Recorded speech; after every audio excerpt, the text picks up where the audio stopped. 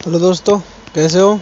आज हम जीके का एक टॉपिक लिख रहे हैं, वो है जिला दर्शन राजस्थान के जिला बारे में।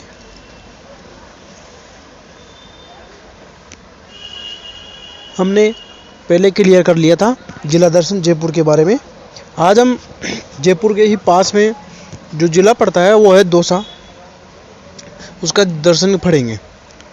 दौसा जिले का दर्शन पढ़ेंगे कि दौसा जिले में क्या है, कैसे है, कौन कौन से स्थल हैं, कौन कौन से पर्यटन हैं, इन सब के बारे में ए टू जेड हम जानकारी पढ़ेंगे। और तो वीडियोज़ के लिए आप वीडियो को शेयर कर दो फटाफट, वीडियो को फटाफट शेयर कर दो।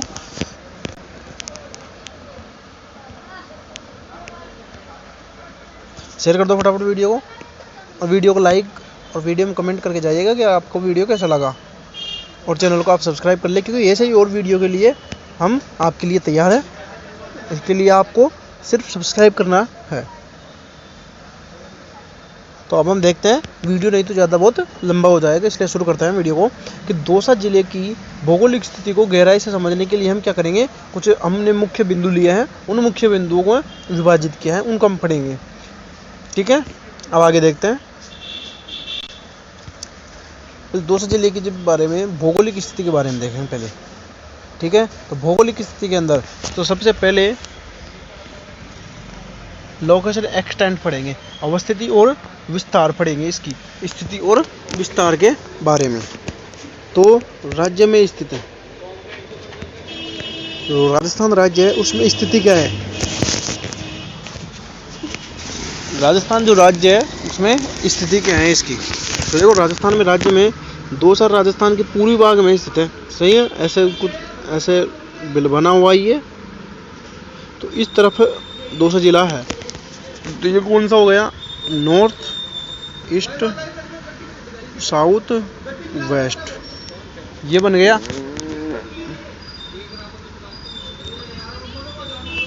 यह पूर्वी भाग में स्थित है, और यह किसके अंतर्गत आता है, जयपुर संभाग के अंतर्गत आता है। ये जयपुर संभाग के अंतर्गत आता है। आगे देखते हैं इसके अक्षांश और देशांतर के बारे में।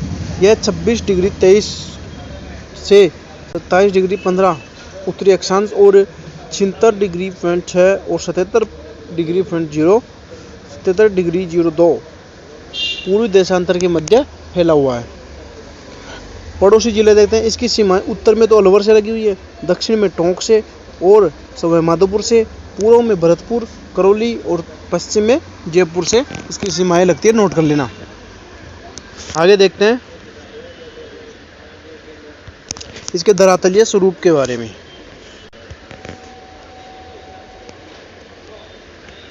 इसके धरातलीय स्वरूप के बारे में देखते हैं कि यहाँ पर पहाड़ियाँ बहुत सारी है। दौसा का अधिकांश जो भाग है वो कौन सा है, मैदानी है। लेकिन यहाँ पर अरावली पर्वतमाला छतरी हुई तथा मौजूद है। इसके अंदर क्या पाई जाएगी, बहुत सारी अरावली पर्वतमालाएं हैं। सबसे प्रसिद्ध जो अरावली पर्वतमाला है वो है देवगिरी। क्या है, देवगिरी की पहाड़ी। और देवगिरी के ही नाम से इसका नाम क्या पड़ा है, दौसा। इसका नाम क्या पड़ा है, दौसा। ऐतिहासिक किला बना है देवगिरी के नाम पर ही, और इसका नाम ही क्या पड़ा है, दौसा। आगे देखते हैं इसकी आकृति। पूरे जिला है, इसकी आकृति है धनुष के आकार की, धनुष के आकार की दिखाई देती है। अब इसके अफवाह तंत्र की बात करें। अफवाह तंत्र में यहाँ पर दौसा जिले में कोई ऐसी बारहमासी नदी नहीं है, ऐसी कोई बारहमासी नदी नहीं है। बाणगंगा है, यह जयपुर की बैराठ की पहाड़ियों से निकलकर दौसा के उत्तरी भाग जैसे बसवा और महुआ में बहती है। इसे दौसा में अर्जुन की गंगा भी कहा जाता है, इसे नोट कर लो। दौसा में इसको अर्जुन की गंगा भी कहा जाता है। अगला है मोरेल नदी, दौसा के अंदर है। यह दौसा और सवाई माधोपुर की सीमा पर है। इस पर मोरेल बांध बना हुआ है, जो सिंचाई के लिए दौसा जिले के वासियों के लिए सिंचाई का बहुत बड़ा केंद्र है। अगला, यहाँ पर अन्य छोटी नदियाँ हैं। एक तो सावी और बाणगंगा की सहायक नदियाँ मानसून के दौरान ही क्या होती है, सक्रिय होती है। जब मानसून आता है जब ये सक्रिय होती है। आगे देखते हैं। अब आगे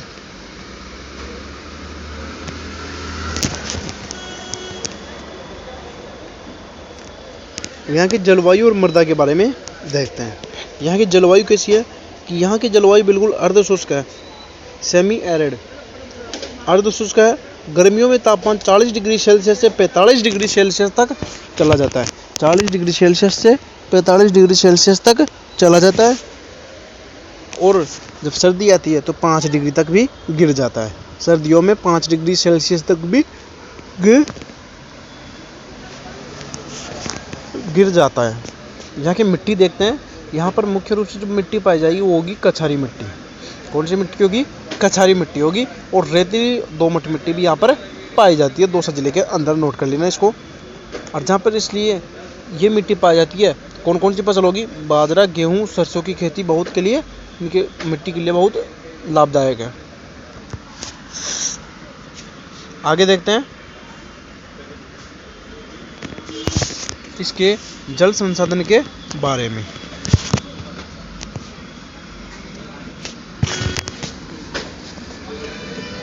इसके जल संसाधन के बारे में देखते हैं।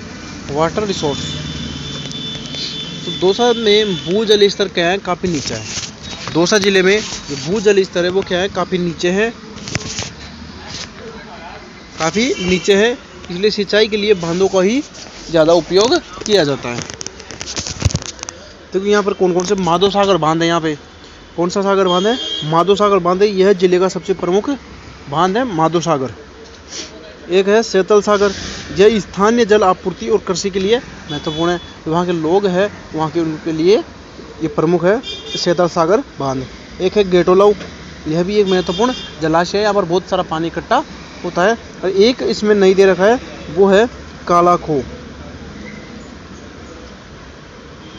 काला खो के नाम से दौसा जिले का सबसे बड़ा बंधा है काला खो। ठीक है, नोट कर लेना। अगला है यहाँ की वनस्पति के बारे में देखते हैं। वनस्पति के बारे में यहाँ पर मुख्य रूप से धोक, खेर, नीम और पीपल के वृक्ष ज़्यादा पाए जाएंगे। और एक ही बात याद रखना कि यहाँ पर क्या होती है? वर्षा कम होती है। यहाँ पर क्या होती है?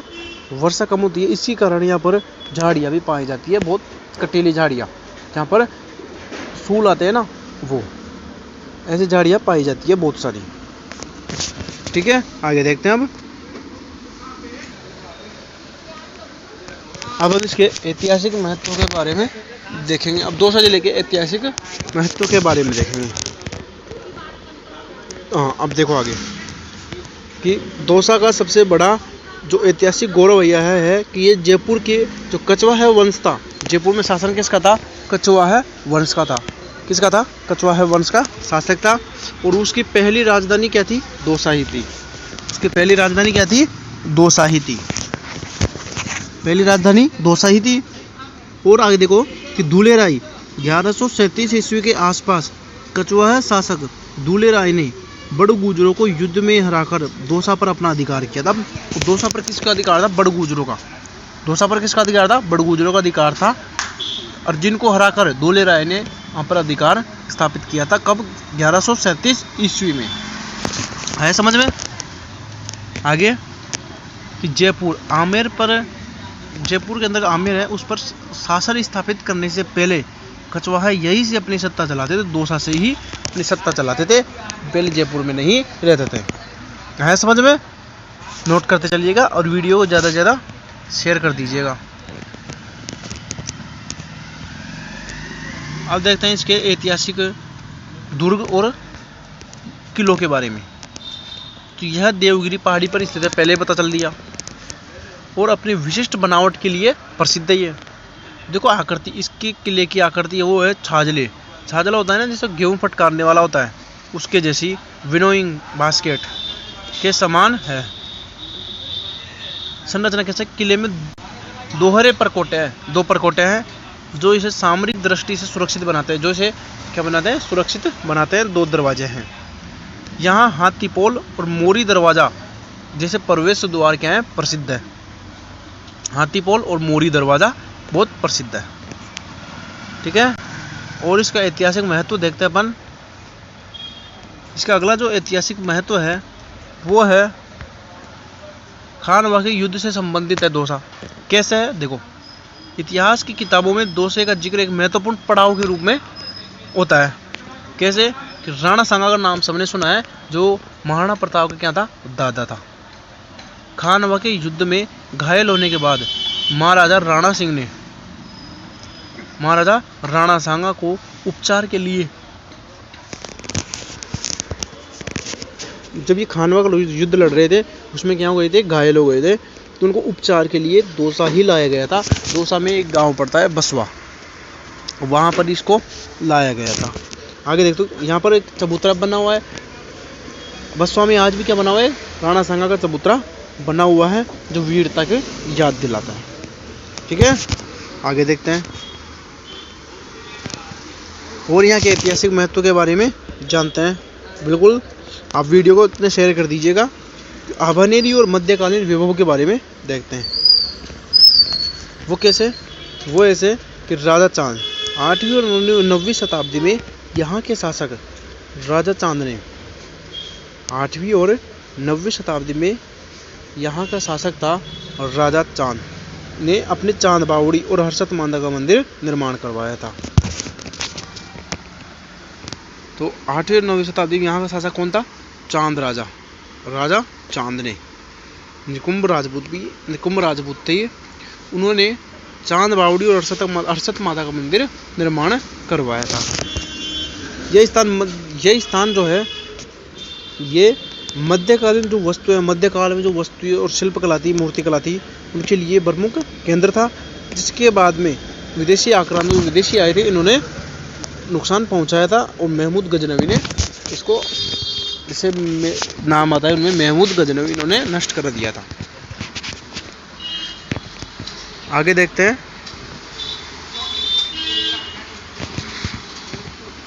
स्वतंत्रता संग्राम में इनका योगदान था।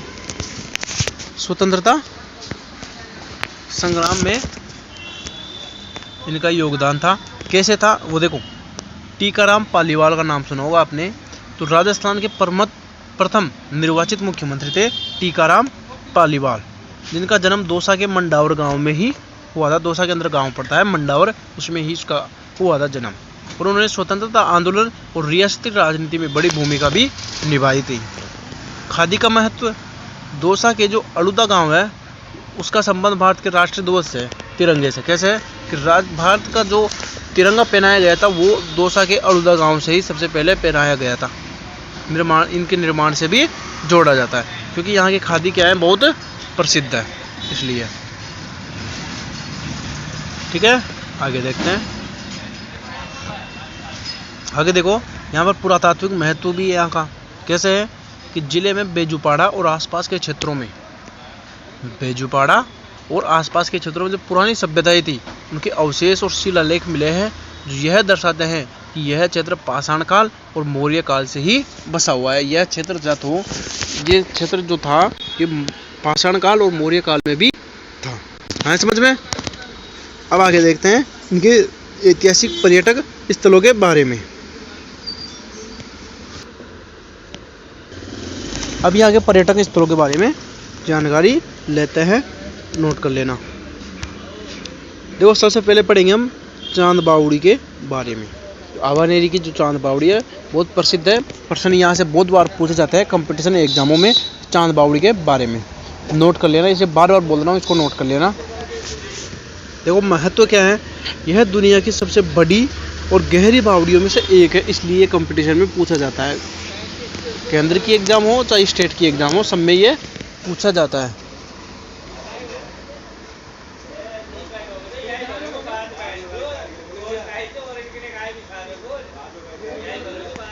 ठीक है, महत्व क्या है, यह दुनिया की सबसे बड़ी और गहरी बावड़ियों में से एक है, दुनिया की। इसका निर्माण 8वीं 9वीं शताब्दी में निकुंभ राजपूत राजा चांद ने करवाया था। आए समझ में, इसको आप इम्पोर्टेंट लगा लो। आगे देखते हैं वास्तुकला।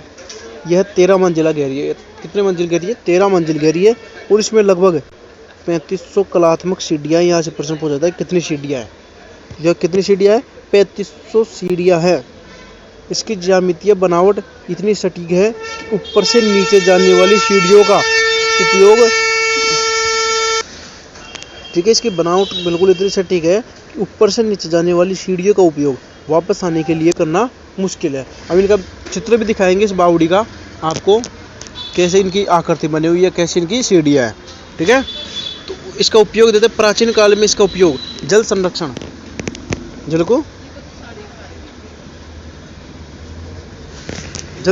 को इकट्ठा करने के लिए किया जाता था और सामुदायिक समारोह के लिए किया जाता है। आगे देखते हैं दौसा का किला। यह देवगिरी पहाड़ी पर है।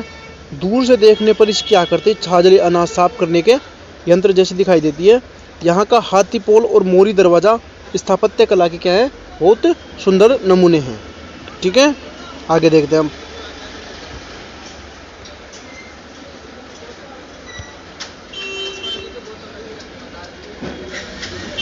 धार्मिक स्थल के बारे में देखते हैं। यहाँ के जो प्रमुख जो धार्मिक स्थल है उनके बारे में देखते हैं। तो देखो, पहला जो धार्मिक स्थल है वो है मेहंदीपुर बालाजी। बहुत नाम सुना होगा मेहंदीपुर बालाजी का। वो कहाँ पर है, दौसा के अंदर है। अब इसके विशेषता देखो मेहंदीपुर बालाजी के हैं। तो मेहंदीपुर बालाजी यह मंदिर अरावली की पहाड़ियों के बीच महुआ तहसील के अंदर है। कौन सी तहसील है, महुआ तहसील के अंदर है, अरावली की पहाड़ियों के बीच है। ठीक है, इसकी विशेषता देखते हैं कि यहाँ हनुमान जी के बाल स्वरूप, जो हनुमान जी छोटे से थे उनके स्वरूप की यहाँ पर पूजा होती है। यह मंदिर विशेष रूप से ऊपरी हमारे जैसे भूत प्रेत होते हैं ना, इनके लिए बहुत प्रसिद्ध है और मानसिक व्याधियों के निवारण के लिए प्रसिद्ध है। मानसिक तनाव होता है, कुछ भी मानसिक जो बीमारी होती है उनके लिए मंदिर प्रसिद्ध है। यहाँ पर जरूर आइएगा आप। यहाँ बालाजी के साथ भैरव बाबा, कोतवाल कप्तान और प्रेतराज सरकार के दरबार भी स्थित है। भैरव बाबा का और प्रेतराज का भी यहाँ पर मंदिर है। आगे देखते हैं हर्षत माता का मंदिर आबानेरी के अंदर है, जो यहीं पर है, जो राजा चांद ने करवाया था हर्षत माता का मंदिर। यह चांद बावड़ी के ठीक ही पास में ही है। मूल रूप से एक किसका मंदिर था, विष्णु का मंदिर था, जिसे 10वीं शताब्दी में महमूद गजनवी ने क्या कर दिया था, खंडित करा दिया था। महमूद गजनवी ने खंडित करा दिया था। अगला है इसकी मान्यता देखते हैं। हर्षत माता को खुशी और उल्लास की देवी कहा जाता है। हर्षत माता को खुशी और उल्लास की देवी कहा जाता है। मंदिर के खंडरों में आज भी गुर्जर प्रतिहार कालीन, जो गुर्जर प्रतिहार को जो शासन चलते थे उनके समय का वहाँ पर मूर्ति कला देखी जा सकती है। यहाँ पर मूर्ति कला देखने को मिलती है। आगे देखते हैं झाजरेश्वर महादेव। दौसा के शहर के पास ही पहाड़ियों के अंदर एक प्राचीन शिव मंदिर है, बहुत पुराना, जहाँ शांत वातावरण है और प्राकृतिक झरने भक्तों को क्या करते हैं, बहुत आकर्षित करते हैं। और यहाँ पर सिद्ध मनोकामना हनुमान मंदिर भी है, जो हाईवे के रक्षक है, हाईवे पर है। जयपुर आगरा हाईवे पर स्थित इस मंदिर को दुर्घटनाओं से बचाने वाला मंदिर भी माना जाता है। यह दक्षिण मुखी हनुमान जी की प्रतिमा है। किसकी प्रतिमा है? ये दक्षिण मुखी हनुमान जी की प्रतिमा है।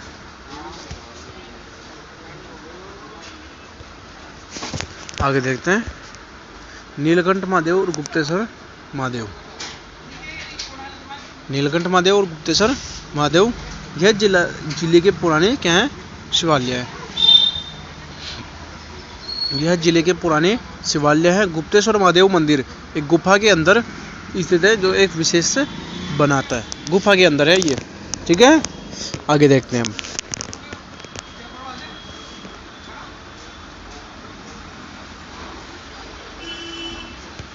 यहाँ के सांस्कृतिक आयोजन के बारे में देखते हैं। सांस्कृतिक आयोजनों के बारे में देखते हैं। आभानेरी महोत्सव प्रसिद्ध है। पर्यटन विभाग द्वारा हर साल सितंबर अक्टूबर में यहाँ उत्सव मनाया जाता है, जिसमें राजस्थानी लोक कलाकार, इसमें राजस्थान के जो लोक कलाकार है वो अपनी कला का प्रदर्शन यहाँ पर करते हैं। हेला ख्याल दंगल यहाँ का प्रसिद्ध है। लालसोट क्षेत्र में होली के अवसर पर यह एक लोक गायन का एक विशेष कार्यक्रम है, जिसे स्थानीय मुद्दों को संगीत के माध्यम से गाया जाता है। ठीक है, आगे देखते हैं हम। अब यहाँ की कला और संस्कृति के बारे में देखते हैं। तो कला संस्कृति को दौसा अपनी लोक कला और पारंपरिक हस्तशिल्प के लिए राजस्थान में क्या रखता है, विशेष स्थान रखता है। हेला ख्याल अभी बताया था कि यह लालसोट क्षेत्र का क्या है, प्रसिद्ध लोक नाट्य लोक गायन है। इसे हेला लंबी आवाज़ देना दिया जाता है और स्थानीय वाद्य यंत्र नौबत का इसमें प्रयोग होता है। यह मुख्य रूप से कब होता है, होली के अवसर पर होता है। ठीक है, और यहाँ की कला के बारे में देखते हैं।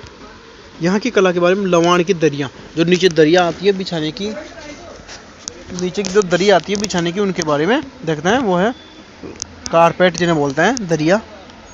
दौसा का लवाण गांव पूरे देश में अपनी बुनी हुई दरियों के लिए जाना जाता है, पूरे देश में।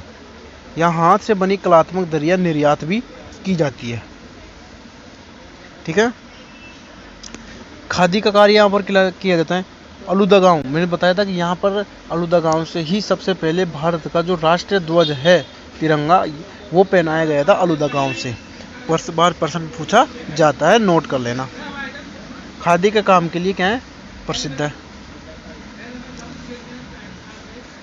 कहा जाता है कि स्वतंत्रता के समय तिरंगे के लिए जो खादी उपयोग हुई थी वो यहाँ से ही गई थी। ठीक है, और आगे देखते हैं।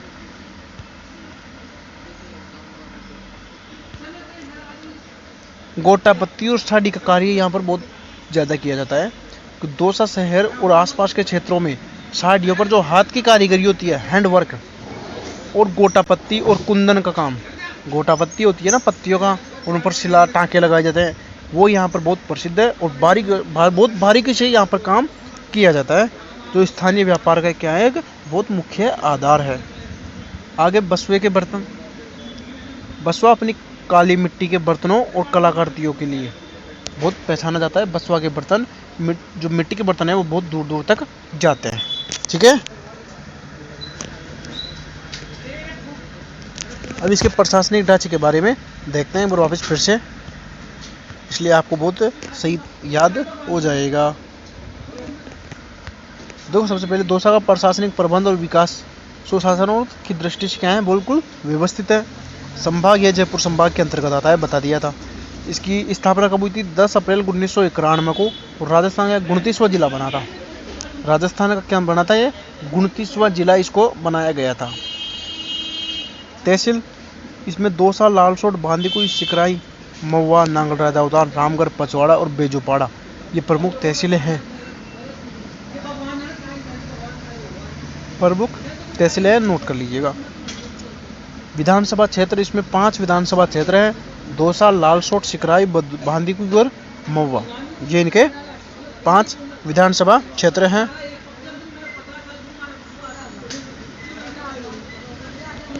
आगे देखते हैं नगर निकाय। दौसा नगर परिषद और विभिन्न नगर पालिकाएं जैसे लालसोट, बांदीकुई यहाँ की स्थानीय प्रशासन को संभालती है। यहाँ का शुभंकर देखते हैं क्या है, मस्कोट। वन्यजीव संरक्षण के संदेश के लिए यहाँ शुभंकर खरगोश घोषित किया गया। यहाँ का शुभंकर क्या है, खरगोश, बिल्कुल सफेद। ठीक है, आगे देखते हैं। आगे देखते हैं जो खनिज और आर्थिक संपदा के बारे में देखेंगे। खनिज और आर्थिक संपदा के बारे में जानेंगे। इसमें क्या है, देखो, दौसा की अर्थव्यवस्था मुख्य रूप से कृषि और लघु उद्योग और खनन पर टिकी है। प्रमुख खनिज लोहा, नीमला, रायसेरा क्षेत्र के लोहे के भंडार बहुत प्रसिद्ध है। यहाँ से उच्च गुणवत्ता वाला हेमेटाइट लोहा यहाँ पर प्राप्त किया जाता है। क्वार्ट्ज और सिलिका सैंड यहाँ खनिज कांच उद्योग के लिए महत्वपूर्ण है और जिले के कई हिस्सों में पाया जाता है। सिलिका सैंड है ना, पत्थर, यहाँ का लाल पत्थर और निर्माण में काम आने वाले पत्थर प्रसिद्ध है। यहाँ का जो लाल प्रसिद्ध है वो बहुत विदेशों तक फेमस है। ये विदेशों तक फेमस है यहाँ का लाल पत्थर, जो सिकंदरा के नाम से जाना जाता है, सिकंदरा वाला पत्थर। ठीक है, आगे इसके अंदर देखते हैं, वो देखेंगे यहाँ की आर्थिक आधार क्या है, इकोनॉमी के बारे में। यहाँ की इकोनॉमी कैसी है। कृषि, जिले का अधिकांश जनसंख्या कृषि पर निर्भर है। दौसा जिले की जो अधिकांश जनसंख्या है वो क्या है, कृषि पर निर्भर है। यहाँ बाजरा, सरसों, गेहूँ और मूंगफली की पैदावार क्या है, प्रमुखता से होती है। अगला है पशुपालन। दुग्ध उत्पादन यहाँ की आय का एक बड़ा स्रोत है। यहाँ पर दूध उत्पादन बहुत बड़ी मात्रा में किया जाता है। परिवहन और व्यापार की दृष्टि से दिल्ली मुंबई एक्सप्रेसवे जो बना है पूरा, इसमें से बहुत पर्सन पूछा जाता है। ये आप इम्पोर्टेंट लगा लो, इसको आप नोट कर लेना, ये बहुत बार पूछा जाता है। दिल्ली मुंबई एक्सप्रेसवे और जयपुर आगरा राष्ट्रीय राजमार्ग NH-21 के कारण दौसा एक प्रमुख लॉजिस्टिक्स हब के रूप में विकसित हो रहा है। दौसा के अंदर से ये जा रहा है। रेलवे देखते हैं। भांदीकुई जंक्शन उत्तर पश्चिमी रेलवे का एक ऐतिहासिक और महत्वपूर्ण केंद्र है। और एक पर्सन जो सबसे पहली जो ट्रेन चली थी, जो सबसे पहले रेल चली थी, वो भांदीकुई के अंदर चली थी।